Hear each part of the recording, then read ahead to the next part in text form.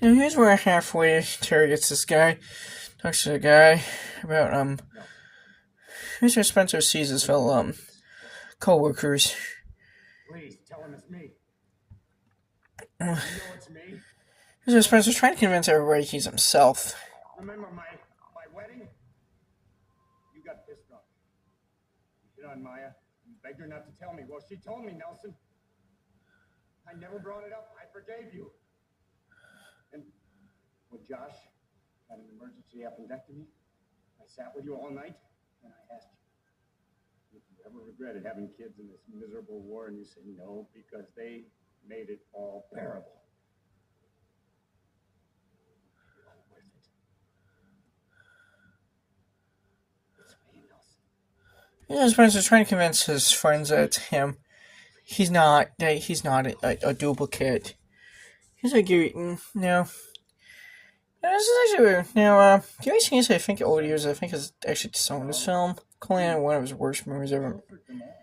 Sarah Vincent D'Onofrio, I mean, honestly, this probably had a really troubled production. I think the director of this movie even disowned it because of how much studio intervention it had during production. Like, the Harvey Weinstein actually came in during production editing of this.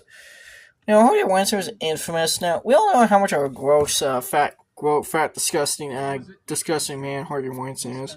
The guy is fucking gross. I mean, okay, Harvey Weinstein is really disgusting. I mean, we all know how gross he is, but he was pretty gross when it came to making movies because he had a habit of putting his disgusting teeth where they didn't belong. And I don't mean that with hitting on paying female actresses to sleep from their movie roles. I mean that he had a bad habit of interfering with movie productions. To the point, he would take movies away from directors and take control of them.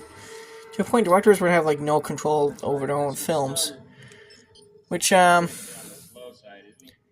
Weinstein was the king of executive meddling with movies, especially genre films like sci-fi and fantasy and horror films. His executive meddling with genre films is beyond all legendary. I can name a few.